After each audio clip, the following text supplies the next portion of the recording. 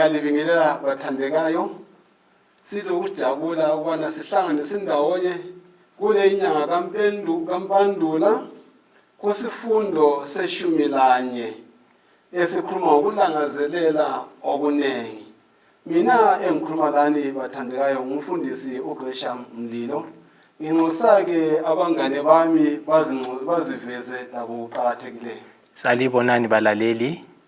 Ngethemba siza kuba lokukhonza okuhle lokufunda okuhle kulesi sifundo. Okhulumayo ngumfundisi uNdlovu. Salibonani bathandekayo benkosi. Sipha udumo kuNkulunkulu osevumile ukusihlangane njalo esifundweni saliviki.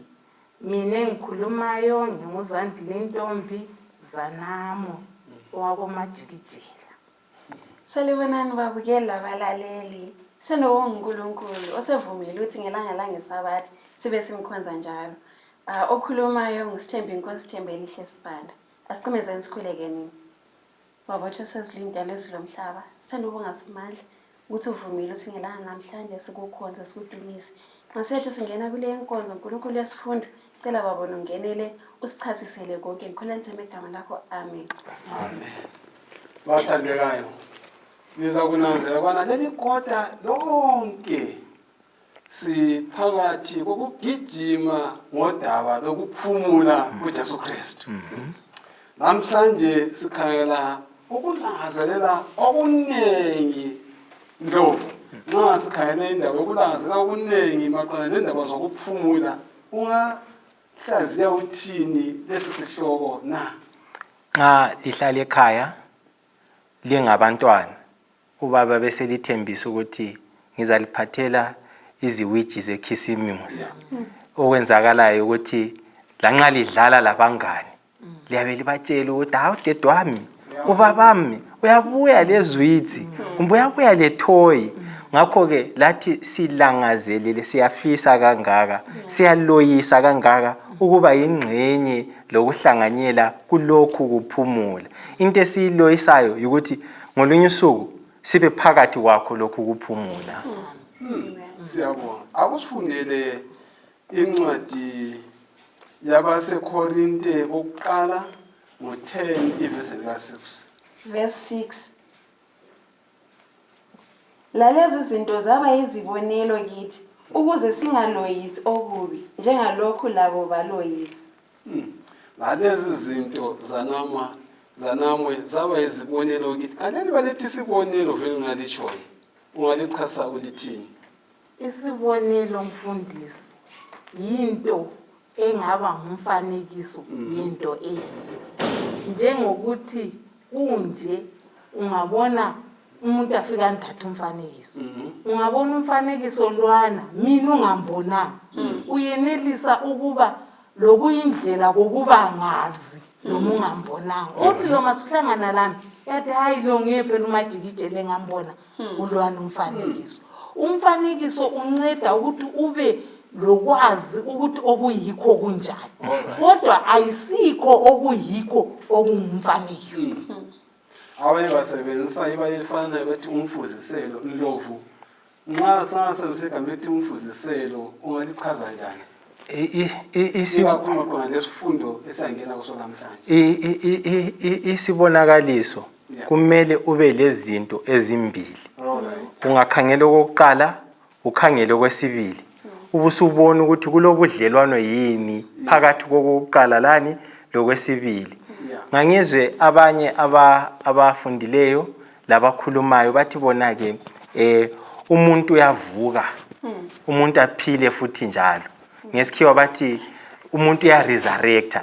Kusitsho ukuthi isithombe sika khokho siyabonakala ebazukulwini. Bese besithi hayi umzukulu kabani ufanana qathu lokhokho ubani. Kusitsho ukuthi umfanekiso wakhe lomfuziselo wakhe unjani ulobudlelwano uyafanana. Ngakho ke esifundweni sanamhlanje sizazwisisa thina ukuthi sifuna ukuthi sifunde ngokujulileyo ngokulangazelela ukuphumula, not ukuphumula kuphela, but ukuphumula okungezelelweyo. Kusho ukuthi kulokuphumula kulesi sigaba. Phezu kwalesi sigaba esesifunde ngaso emavikini adlulileyo, kusasekhona futhi okunye phezulu kwalokhu kuphumula okumele sikuzuze, okumele sibe yingxenye yakho. Ngakho-ke kulesibonelo, kulomfuziselo, kulomfanekiso, bese kusiba lalokho okuqotho okuliqiniso okukhona okusezulwini. So umfanekiso besibonile umfundiselo kuthatha indawo yalokhu ofisa abantu bakubone ongekho lapho leso sikhathi akithi. Siyabona ufuna ukukhuluma yabona eSmayili.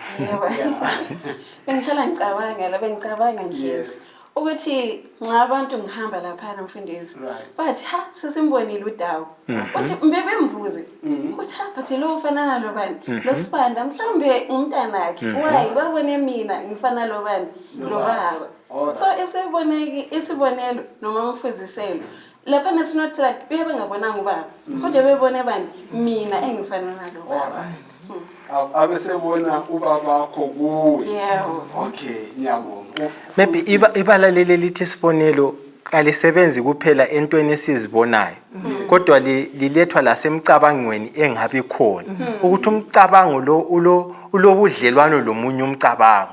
Ngambone kulabo abafundisa abantwana abancane bahlola ukuthi nxa ebona isigombolozi ubonile yini isibonelo sani sesigombolozi njengesigombolozi, bese bedinga ukuthi bayapasa yini lowo mhloliso. Ngezinye indlela uNkulunkulu usinika isibonelo elenjongo yokusifundisa eminye imicabango lamaqiniso akhe ukwenzela ukuthi sipase umhloliso sibe ingxenye yokuphumula. Siyabonga abasifundele abaseKorinte bokuqala ngo-10 ivesi lika-1 uyefika evesini lika-4 at least. 1 Kangithandi-ke ukuthi lingazi bazalwane ukuthi bonke obaba bethu babengaphansi kweyezi njalo bonke badabula ulwandle futhi bonke babhabhathizwa kuMoses eyezini lolwandle. 3 Labo bonke badla ukudla kunye komoya futhi bonke banatha okunathwayo kunye komoya ngoba benatha edwaleni lomoya elabalandelayo lelo dwala lalinguKristu. Nansi indaba kuthiwa bonke bangena ngaphi? Olwandle olunjani olubomvu. Uzwisisani khonapho Ndlovu ngalamagama? Ngithanda iBhayibheli ngendlela lekuletha ngayo ngenkambo yalaba abantu. Lifithizela ngokucacileyo ukuthi bonke. Lingathi bonke lithi futhi bonke. Anti bonke bahlanganyela, bonke futhi bonke badlula ngaphansi kwani kombhabhathizo. Now manini ngithinta isibonelo. Since sifunda ngesibonelo bese ngithinta lalokho okuqotho. Lapha elizwini lenkosi umlobo sivezela isibonelo sabantwana bako-Israyeli abadlula elwandle lwani olubomvu. Anti kuyisibonelo lomfuziselo wani wombhabhathizo. Ngezinye indlela yikukhululwa empilweni yobugqili eGibhite. Nxa bekhululwa empilweni yobugqili eGibhite bangena empilweni yenkululo yokungathunganyelwa nguFaro othungamela ngodlakela, kodwa sebethunganyelwa liyezi elitsha abangena phakathi kwalo okuyimpilo yenkululeko, okuyimpilo yenkululo. Ngakho-ke okuqotho-ke esikufunda kulesi sibonelo se-Old Testament ukuthi lumfuziselo umele wona kulokho esikuthola kuRomans ichapter ngelika 6 ivesi ngelika 14 lo vesi ngelika 11 uthi thina lo Kristu Jesu ngo-AD 21 sembelwa kanye laye ngombhabhathizo. Ngezinye indlela thina sasilokho singakazalwa ngo-AD 31 uJesu engcwatshwa kungumfuziselo wokufa lokuvuka.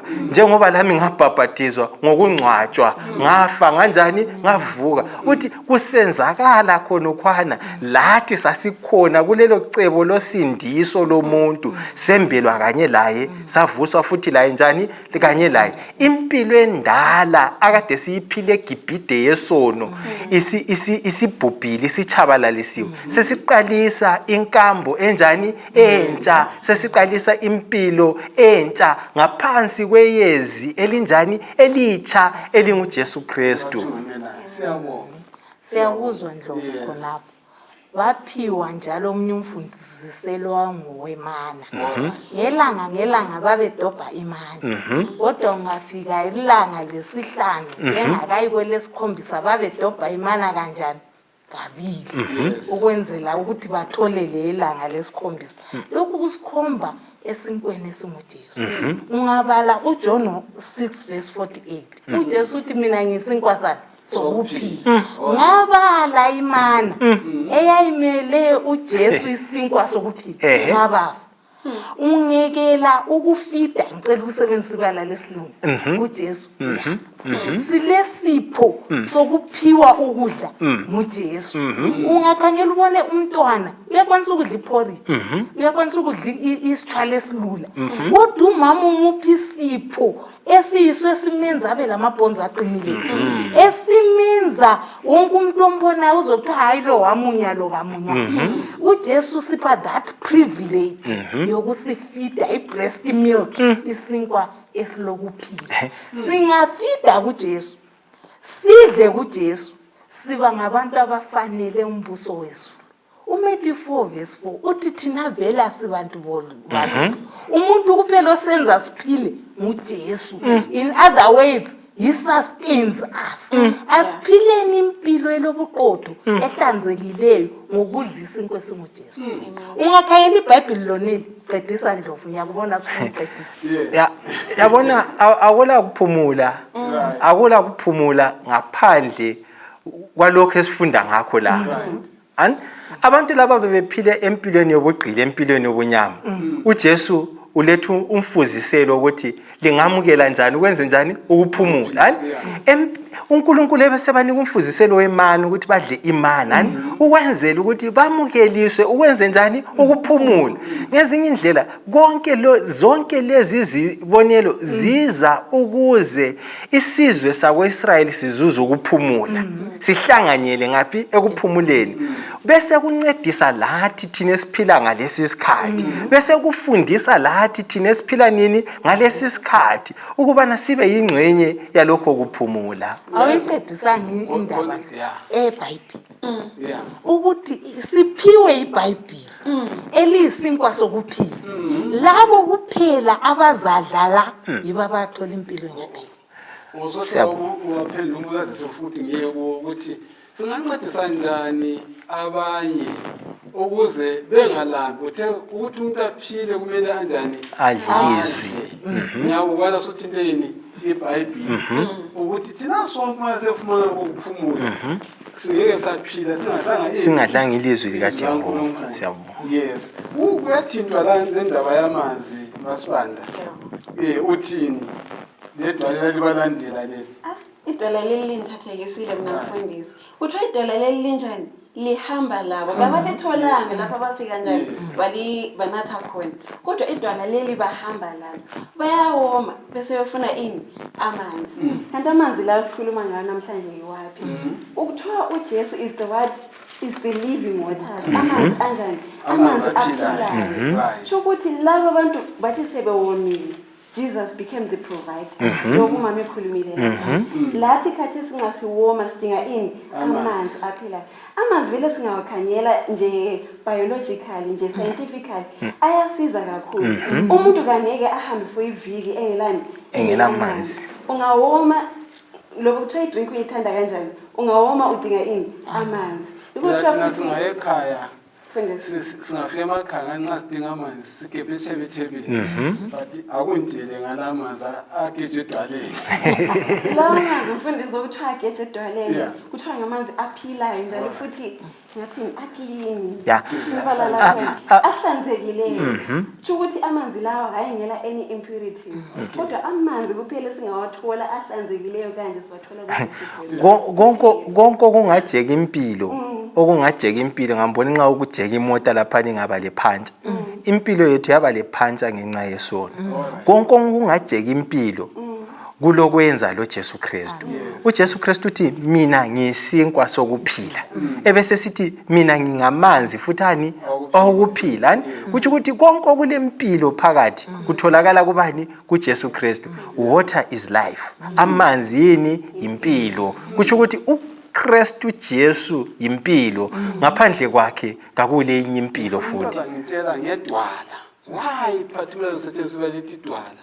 Senzwile ukuthi idwala kambe ungalilokhuza ungapho ukutshoni idwala into idwala vele itshoni. Idwala mfundisi into emina phakathi. Alright. Into ukuthi nxa ikhona uyakwazi ukuthi isima phakade. Akuthi kungani izulu ufice sincibilikile. Akuthi kungathi umoya ufice sijintsha position. Ihlala into eqinileyo emi kuze kube naphakade. Amen. Kunjalo masibanda idwala imiphakade sokusitshoni ke ngela ngedwala libalandela. Idwala leli chuthi idwala lela ngithi elinguJesu elimi ngaphakathi chuthi lalilabo loba kungaze kwenzekile lalilabo laze lafika lasuka labo idwala leli laze lafika labo laba ebabe siyakhona. Siyabonga kakhulu ukuveza ukuthi uJesu nguAlpha and Omega. ya siyabonga kakhulu. Siyabonga kakhulu. Uyabona nxa sikhuluma ngale ndaba sihlangana lemikhuba eminingi eyayisenzakala. Actually kunomfanekiso wokuqina efisa bona siwuthinte. Esihlangana nawo Hebrews 8 verse 5 lo Exodus 25 verse awusifundele ku Hebrews 8 verse 5. Hebrews 8 verse 5. Yes. Abakhonza isibonelo lesithunzi sezinto zezulwini njengoMoses elaywe nguNkulunkulu esezakwenza ithabanekele ngoba wathi qaphela ukuthi wenze zonke izinto njengomfanekiso owaboniswa wona entabeni. Wawumeleni ke lokho nxa uqathanisa lo Exodus 25 verse 9 nethi abangenzele yini ithabanekela. Lo ithempeli lalimeleni Ndlovu. uNkulunkulu ufisa ukuba lobudlelwano labantu. uNkulunkulu ufisa ukuthi abantu bamukele ukuphumula. Ngakho uNkulunkulu ufisa ukususa abantu esonweni. Ebese buya yena azehlala labantu athi ngenzelani ithabalekile. Uwenze ethi nginjani? Ngihlale phakathi kwenu. Ngibe khona phakathi kwenu. Ngezinye indlela isibonakaliso esisibonayo lapha maybe kulokho esikhuluma ngakho kumbe sesikhulume ngakho lapha kugcile esibonakalisweni sombhabhathizo. Yabo umbhabhathizo uqalisa impilo entsha. Uyabuqalisa ipage elitsha lo Kristu Jesu. Ngezinye indlela ithabanekile liza liletha lo mbhabhathizo lempilo entsha ebantwini abakholwayo kubani? kuKristu Jesu. kuTestament elitsha bese kufithizela ukuthi igazi lika Jesu Kristu liligazi lokuphila, liligazi liletha impilo ngaphi? Ebantwini. Ngakho ke ukuphila sikuzuza egazini lika Jesu Kristu. Umbuzo evilenza ukuza ngawo olandelayo. Siyabonga kakhulu. Le vilenza ukuxwayisa kokuthena utsho kahle ukuthi umbhabhathizo wawusitshoni. Futhi umbhabhathizo ngokwawo lokho ngumfanekiso. Nxa ngingena emanzini akungigezi izona. Alright. Kodwa kuveza lokho sokwenzakala ngaphi? Kuwe. Ngaphakathi kwami ukuthi mina senokudlala manje obutsha. Amen. Siyabonga lokho. Amen. Le thabanikela siyabonga ukuthi thabanikele lale ngifuzisele uthabanikela ngaphi? Elisezulwini. Esezulwini bese afuna khona ukuphumula okuphakade. Uthinte indaba yegazi. Akusifundele uLevi ngo4 verse 32 kusa ku35.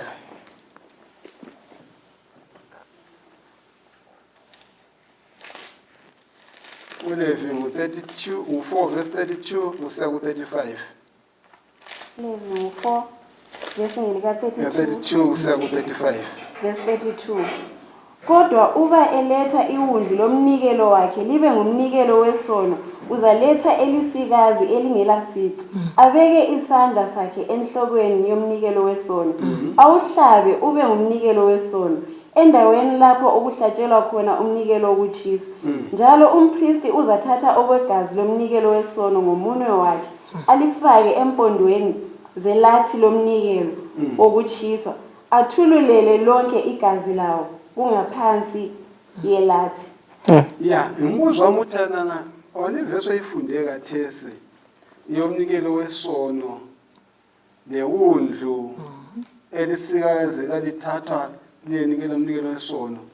Nxa ngingafunda uJohn 1 verse ka29 ethi bheka iwundlu kaJehova elisayini izono zezwe.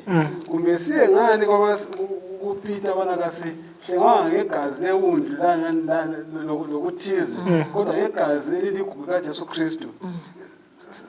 Nxa sokuqhathanisa lokho kuyini sekufundayo? Mfundisi, Yes. sifunda ukuthi khona imfuziselo le njengoba sitshila ukuthi yayingasikho okuyikho khona yayisikhomba. Kade sinxa sesikhangela itabenekele kwakuthathwa iwundlu elisikazi ngoba yilo elalivele linjani lichiphile ukwedlula konke okutshengisa ukuthi ukuhlengwa into echiphileyo awuthenga umelanga uthwale nzima ukuya kuJesu ukuzuthethelela izono zakho. Iwundlu ababelithatha ulihudule uhambe lalo ethempelini lalikhomba indodana enguJesu Kristu. uJonathan eyibona athi nanti bheka iwundlu elizokhipha izono zethu.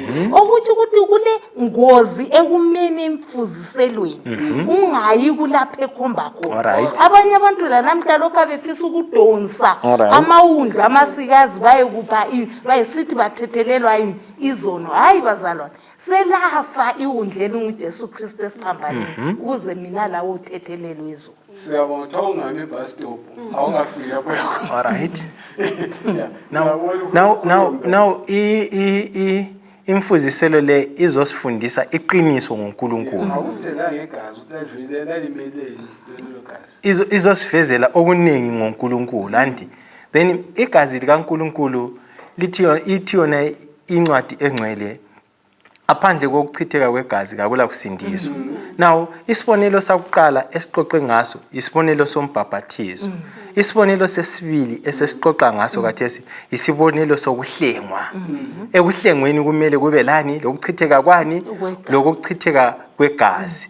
Mana ngihambe emfuziselweni omunye lapha.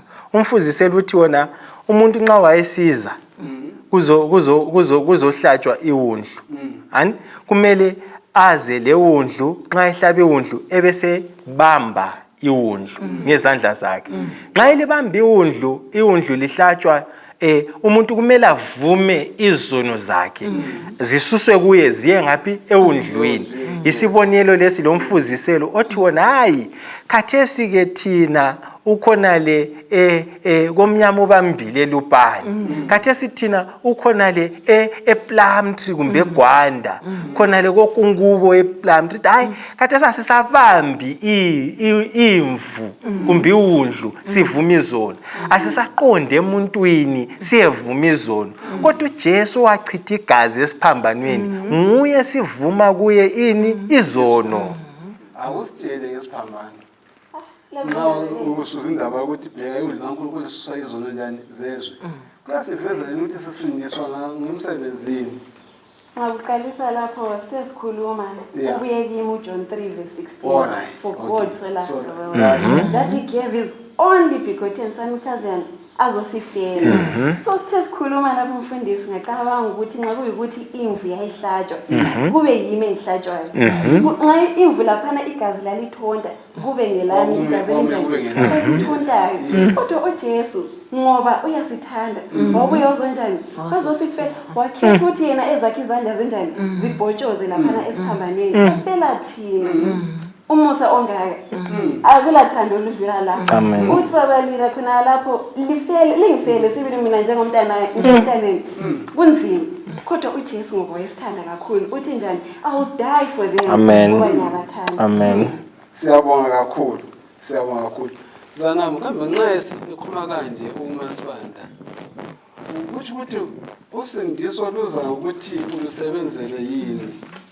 Hayi mfundisi, usindiswa lusetshenzelwa. Usindiso silithola ngokukholwa la ngomusa.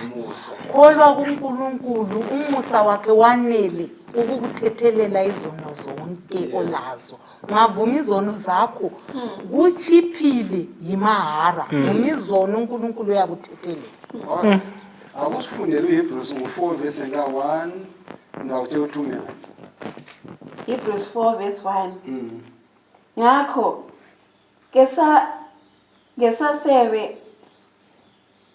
ngasesabe hlezi lapho sisekhona isithembiso sokungena ekuphumuleni kwakhe. Kube khona omunye wenu obonakala esehluleka ukufinyelela kukho, ngoba lathi sachunyayezwa ivangeli njengabo, kodwa ilizwi abalizwayo kalibasizanga bona. Lokhu lingahlangananga lokholo kulabo abalizwayo. 3. Ngoba thina esikholwayo siyangena ekuphumuleni, njengoba watsho ukuthi njengoba ngifungile ekutheleni kwami ngathi kabayi kungena ekuphumuleni kwami lanxa imisebenzi yayiqediwe kusukela ekusekelweni komhlaba. Akume khonapho. Amavesi alawafundayo sifunda sibonelo bani ngendaba yokuphumula. Isiphi isithembiso sasele khonapho? Ukhona ngakusho khonapho masibani?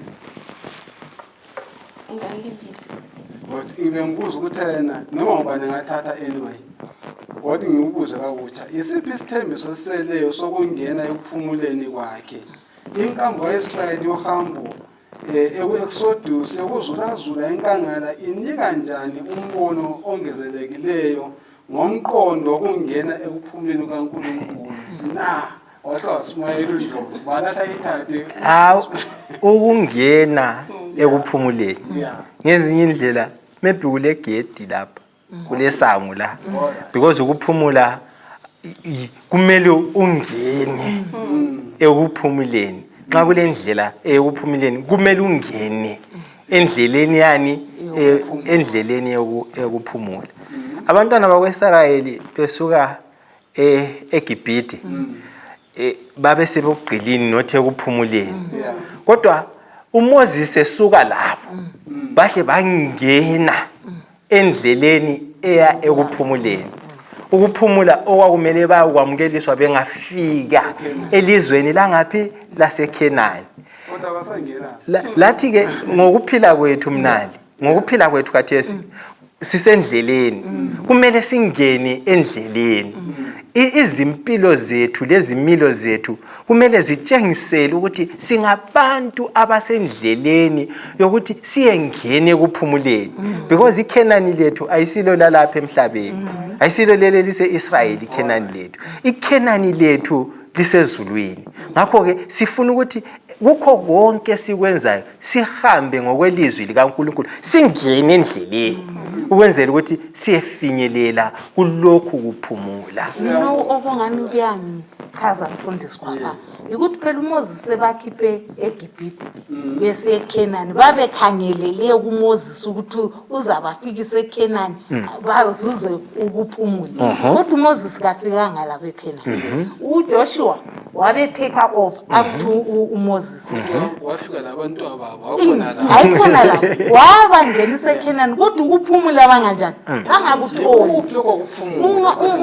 Ungabala phela embalini sebese eKhenani bafika abantu ezinye izimpi okutshengisa ukuthi babe lokho abenjani bengaphumulanga. oDavid babusa ko-Israyeli baba zinkosi ezibukekayo ezithandwa nguNkulunkulu, kodwa bangapha abantu kunjani ukuphumula. Okuthi ukuthi ukuphumula akukho ekuyahlaleni eBenside uthole konke, ngoba ungaze ukuthole konke siselizweni lapho kulokufa khona, lapho kulokuguga khona, lapho iminyaka ephela khona kuthiwa sekusulumnyaka. Ukuphumula kuphela ungapheliyo njengoba ubuza mfundisi utholakala kuJesu ngesikhiwo okuthiwa yi-spiritual rest. Mina into engithandayo ukuthi loma kunjalo babengela kukholwa abantwana bako-Israyeli yikho baswela ukuphumula. La namhlanje okusikhathaza kakhulu ekusweleni ukuphumula ukuthi asikholwa ukuthi uJesu uyinkosi yamakhosi. Singaba lokukholwa sizaba lokuphumula. Abanye bathi loma umfula uduma uthwele izigodo uzaba lokuphumula okunjengoba. Sokuba phela nobuza denza ubuzo ukuthi okwenza bangangeni lokho kuphumula kuyini. Sokuba uveza ukuthi kwenza njani yekukholwa. Kodwa mfundisi ungakhanyela khonapho uNkulunkulu uNkulunkulu esimkhonza uthembekile uyazigcwalisa izithembiso bengakholwa benjalo bafike ezweni laseKenya bazalwane asikholweni ngelinye langa siyabe sisekhaya ezweni kutshoni kithi Ngithi mfundisi abantu laba ngithi kuthiwa babengela kukholwa right futhi babengela ifaith they didn't believe bengela faith so yikho kwenza ukuthi banjani bangatholi ukuphumula yithi namhlanje balaleli lababukeli bethu ngicabanga ukuthi mina ukuze sikuthole ukuphumula lokhu kwakomoya kumele senze njani mama sithembe kumele sikhole nxa sibili ungakholwa khathesi nxa kungathiwa izulu liza kuna ukuthi uyakholwa uzabonakala ngokuphuma uthwele i-umbrella phandle kodwa nxa ungakholwa vele awungeke ukuthola ukuphumula lokho siyabonga bathandekayo kumele sikhole ungafunda iBhayibheli sithe lilizwi lokuphila ukuthi umuntu amukele ukuphumula lokho ukukhulunywa ngakho impilo enaphakade impilo efunyanwa kobani kuKristu Jesu ungafunda eBhayibhelini kulezithembiso ezivela kuNkulunkulu elizwini likaNkulunkulu ezedlula funa i360 izithembiso lezi uNkulunkulu usithembisile okudingakalayo ukuthi thina sibambelele sikwakwatele mana nisebenzisele lo bala lele elokuthi sinamathele lanxa umumo walapha emhlabeni usikhithiza ufuna ukusiwisela phansi ukuthi sisale singakholi uNkulunkulu kodwa kasikholwenini laba abantu laba babethunganyelwa liyezi iyezi lingathi left bonke kwakumele bathi left 10 iyezi lingathi sesiyadlula olwandle olubomvu bonke kwakumele bahambe ngokukholwa olwandle olunjani olubomvu iyezi lingafika lime lithi nsi lathi singaphansi bokuthungameli beyezi elinguJesu Kristu lelizwi lakhe uNkulunkulu udinga ukuthi senze khonokho okuyintando yakhe ukuze samukeliswe ukuphumula okuyimpilo enaphakade kasithembeni kuNkulunkulu ngiyabona ukuthi elikutshoyo ukuthi abantu kwenza bangene ephumuleni zinhliziyo ezinjani ezilukhona akusifundele uHebrews 4 verse ka 4 kusiya ku7 verse 4 ngoba utshilo kwenye indawo ngosuku lwesikhombisa kanje uNkulunkulu wasephumula ngosuku lwesikhombisa emisebenzini yakhe yonke 5 la kulindawo uthi futhi kabayi kungena ekuphumuleni kwami ngakho lokhu kusalele ukuthi abanye bangene kukho lalabo abathunyezwa livangeli kuqala kabangenanga ngokungalaleli 7 ubuye aqume usuku oluthile athi lamuhla usho ngoDavida emva kwesikhathi esingaka njengokwatshiwo ukuthi lamuhla uba lizalizwa ilizwi lakhe lingazenzi zibe lukhuni izinhliziyo zenu sizakhumbula bathandeka ukuthi uIsrael usuka eGibhite uyangaphi eKenani uJehova umnikile imithetho yakhe yonke wamthengisa indawo zonjani zokuphila nangu sekhona izithombe ngapha nangu konke khona kuyenzakala uJehova uthana ngiyafunga awe kunjani kabe kungena ekuphumuleni kwami ya kutshoni ukuthi ngithi siphile kulesi sikhathi alamazwi ukuthi abaye kungena ekuphumuleni kwami kutshoni ngithi siphile kungena ekuphumuleni kwelokhozanini anala omele bengene eKenani thina kule Kenani ilandelayo kutshoni ngithi kathesi mfundisi abasuka njengokutshilwe eGibhite isiba abangenanga eKenani kwangena isizalwane sabo ngoba babengalalelanga uNkulunkulu right sibambe khona babengalalelanga ubani uNkulunkulu ufuna ukuhambela inyibala wona usu right khona eseki right babengalalelanga ubani uNkulunkulu incwadi bala laphana uthe ulebala lisebenzisa ukuthi lamuhla uma lesizwa ilizwi lami kanti litshone liba lithi lamuhla noma ngubani ngaphela ungaqedisa ibale lithi lamuhla mfundisi lisiminya nxa umuntu esithi namhla into le agency njalo uNkulunkulu nxa esithi namuhla uthi ukuthi izithembiso zako Israel aziphelelanga izulu la namuhla lokho azizithembiso zenu okay so ukuthi kumele siphile ngezithembiso zikaNkulunkulu. Ngithathekiswe ngomunye umfuziselo wokuphumula kwelanga leSabatha ukuthi ukuphumula sikwenza ngelanga leSabatha khona uNkulunkulu athi yizo izithembiso namhlanje kumele sinjani sizenze. Utsho umfuziselo omkhulu kuyaphumula ekhaya ezulwini. UIsaya uthi khona la ngamaSabatha sizakhonza uNkulunkulu sesekhaya ezulwini. Phela kade siyaphumula ngeSabatha kodwa ayisikho kuphumula kuyabe sokusekhaya. Ingomithi iminyaka ibaba iwundlulile ilanga abagugayo abagugi kuyabe sokukuhle ekhaya kungasela zinyembezi sesiphumula. Asibambeleleni bazalwane. Khathesi sesifike emkhandlweni lapho sokumele ukuthi nxa kulento okumele siyenze ikubambelela ezwini likaNkulunkulu elinye langa siyenze. Siyavumelana namasibanda ukuthi iKhenani yalapha emhlabeni lalingumfuziselo eKhenani angaphi nasezulwini angithi. Okumele bangene njani kulo akungifundele abaseGalatia ngo3:26 nje kuphela. Ucabanga ukuthi uJoshua kabaphanga ukuphumula uNkulunkulu uJoshua kabaphanga ukuphumula uNkulunkulu uthi yena kusabasalele abanye ukungena njani ekuphumuleni. Yikuphi lokho kuphumula Ndlovu njalo ngokwabobani lokho kuphumula nxa sifunda kwesincwadi yaseGalatia 3:26 uzaqasha uNdlovu alandele uMasibanda alandele yes. Awuyibali verse le. Verse 26. Yes. Ngoba lonke lingabantwana bakaNkulunkulu ngokholo kuKristu Jesu. Ngoba lonke elabhabhathizelwa kuKristu lembethe uKristu. Ngakukho umJuda lomGriki. Ngakukho obotshiweyo lokhululekileyo. Ngakukho owesilisa lowesifazane. Ngoba lina lonke limunye kuKristu uJesu. 2:29. Yes. Uba ke lingabakaKristu ngakho liyinzalo kaAbraham njalo liyindlalifa njengokwesithembiso. Yes. Mthembu uJoshua kabaphanga ini ukuphumula. Uzanitshela ukuthi amavesi athi ufunda ngawo amelene atshoni ngathana akukho mGrika olabani bani indaba zosindiswa. Kodwa wathi siqale sizwe ke ngendaba le ethi kusabasalele abanye ukuphumula. Ngabuya kuweza nami bese ngisithi ngilombhobho mina nti bese ngisithi freeze uwandi uyayenzani ngiyafreeze nxa lingabantwana ngabuya lo mbhobho ngube ngwamanzi ethi fike kwethi freeze andi kumele uphakamise isandla hani uthi sarend hani uhluvuma ukuthi hayi mina ngokwami sengehlulekile. uNkulunkulu uthi thina okulokwenza lokuphumula let us surrender everything to Christ. Kasinikeleni konke kubani kuKristu Jesu.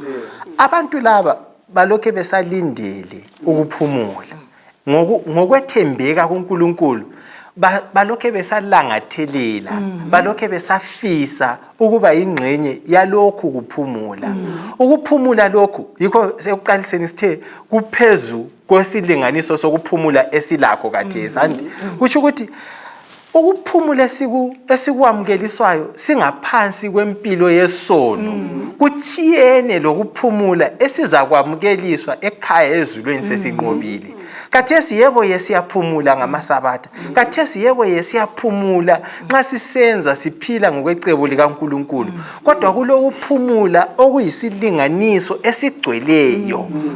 esigcweleyo esiphuphumayo. Ukuphumula lokhu kusabalindele bonke abantu abakholwayo, bonke abantu abathemba kuJesu Kristu. Yikho umfundisi ukwazama ukufithizela ukuthi lamuhla uba lilizwa ilizwi lami, hathi kusasa lamuhla uba silizwi ilizwi likaNkulunkulu, kasiphendukeni singayenzi inhliziyo ibe lukhuni. Ndlovu futhi kusabalindele abanye nxa sifunda kwaseGalatia ngobani abanye kusabalindeleyo Masibanda.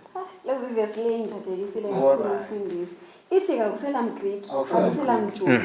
Kana siphendukeni ekhaya. Futhi akusela ndebela kusela shoni. Sithi sifunda emazikini aphelileyo ukuthi singabantwana. Uthi sayalanda akanamzukulu. Ulabantwana kuphela. So at the foot of the cross sonke sisinjani? Siyalingana. Alright. Sonke kusilindele ukuthi siphumule. Wena ungumhlobo wobani uvela ngaphi? Siyabonga. Zanami nansi indaba engifuna ukuthi ukuyiphendula okwayithinta kancane ekukhulumeni kwakho okungaphambili. Kuyini okuqhakatheke ngosuku lesikhombisa olwesabatha olumi njengomfuziselo wokuphumula kwasezulwini kwabantu bakaNkulunkulu? Usuku lwesabatha lusenza sizwisise njani ukuphumula esikulindeleyo okwasezulwini na? Akutsho ngakutsho njengoba sithilo mfundisi ukuthi usuku lwesabatha lungumfuziselo ulusenza sizwisise ukuthi kutshona ukuba lobudlelwane loNkulunkulu. Usenza sizwisise ukuthi uNkulunkulu lawo amandla okusikhipha esonweni ebugqilini asise ekuphumuleni lapho kungela khona kukhala. Ulusenza sizwisise ukuthi uNkulunkulu uyasithanda waze wafaka eceleni ilanga lokuphumula sikhulumisana laye. Nxa ungagcinanga usuku lwesabatha kutsho ukuthi awulabudlelwane loNkulunkulu, awulaso isikhathi loNkulunkulu. Bazalwane, asibambeleleni sigcine usuku lwesabatha, sigcine imilayezo kaNkulunkulu. Zonke izinto esihlangana lazo emhlabeni lezi, kungaba zindube kungaba ngani kuyini, ngesikhiwa sithi ku-temporary, konke kuzadlula. Inkosi yamakhosi yethu. Kutsho ukuthi ngenye indlela isabatha ngalinye esingena kulo ulo uzawugcwalisa. Isabatha ngalinye esingena kulo lisikhumbuza anti siyazibona isabatha leza uNkulunkulu esephethe wonke umsebenzi wakhe wonke sobuya yini isabatha lalo liyasikhomba ukuthi Jehova sesiqedile umsebenzi walapha emhlabeni sesingena ukuphumula ukuphakama. Yikho akwadi ukuthi lo liyahlutsho maybe no ukutshela abalaleli amazwi akho okugcina ongasho watsho ngamafitshane usengeza kulokho engikhuluma ngakho. Qeda lapha ngizaqala nomasipandi lahlatsho ngamafitshane angakutsho kubalaleli. Ikakhulu ngizafisa ubana ngizwe ukuthi singabanceda njani abanye abantu bathi amna nezo nezinkulu kakhulu ngeke ngasindiswa. Lemzanami uzagcina-ke. Kulento ezimbili embona ngani ziyi-problem ekuphileni kwethu lapha emhlabeni. Oqala inkani, okwesibili ngumhawu. Umuntu olenkani kakhulu kunzima ukuthi aphumule. Njalo kunzima ukuthi abe lokuphumula lokuthula. Okwesibili kuhawukela. Ngahawukela okamakhelwane akunzima. Sengathi uNkulunkulu angasisiza asiphathise lathi bese sikhetha ukuphumula siphile ngokwelizwi likaJehova. Amen. Kubalaleli bethu nalapho engikutholayo ukuthi uJesu uyasithanda. Ngiyasithanda kakhulu. Akalandaba ukuthi isono sakho singakanani. Ngoba lapha eBhayibhelini akuvezwanga ukuthi usithi nxa ubulele uyequma iwundlu. Kodwa uthi nxa uwonile wenzeni uqume iwundlu. Ngakho uJesu akalandaba ukuthi izono zethu zingakanani. Okuqhakathekile ukuthi kumele wenze njani? Uvume isono sakho yena his willing. Usimelele khathesi ukuthi anjani asithethelele izono zethu. So asingesabini uya kuNkulunkulu. Ngenye indlela kusifundisa isifundo esindala esasifunda ukuthi wozani kimi lonke nifumane unjani ukuphumula. Nxa isono singakuniki ukuphumula umasipanda sethi uthayina wozani kuNkulunkulu ziyathethelwa izona. Akula muntu oyasona singathethelelwayo. Yebo. uNkulunkulu uyasithanda abazalwane.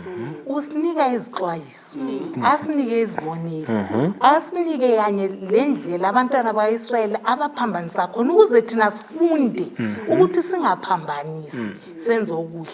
Asaleni sibambelele kuNkulunkulu zonke izikhathi. Izandla zivulekile, uyasamukela ngothando langomusa wakhe nsuku zonke. Asichiyeni isono, sifunde ukuhlala kuNkulunkulu ukuze kube laphakade. Ngiyakhuthaza ke balaleli ukuthi kusifundo salamhlanje esifunde ngaso asikhangeleni imbali kaIsrayeli lapho uNkulunkulu wamenzela umusa omangalisayo wamchaphisa ulandelo lubomvu wamnika isithembiso sakhe. Kodwa unfortunately usala banhlabana ngabanjani kawazange bayengena eKhenani. Awufumananga ukuphumula uNkulunkulu kanjani ayikubekile. Namhlanje lathi singangena phakathi kohlupho olunjani olufananayo. Asikholweni kuNkulunkulu, silandele intando kaNkulunkulu, siyengena ekhaya lethu lapho sizaphumula khona ukuphumula okupheleleyo. Siphumule kuze umhlupho zonke asebeziqambile ukufelwa ukugulela konke. Sanukunkulunkulu ngasiphathisa. Ngizacela abana udadewethu asikhulekele asingcengele kuNkulunkulu ngomthandazo ofishane. Asikhulekeni. Baba uNkulunkulu osezulwini lalapha emhlabeni, malidunyiswe lihlonitshwe igama lakho. Siyabonga ngamaqiniso akho susivezele wona. Sicela amandla ukulandela indlela zakho. Sitshengise ukuba sikambe njani. Lapho esone khona usithethelele Meseya lothando. Esukubongelayo lesikwaziyo ukuthi uyagcwalisa izithembiso. Simelele leso sithembiso esikhulu esokuthi ngenelanga siyabe sisekhaya ezulwini sesilokuphumula okunaphakade. Sibusise sonke. Ngumkhuleko wami egameni likaJesu asifele eCalvary. Amen. Amen.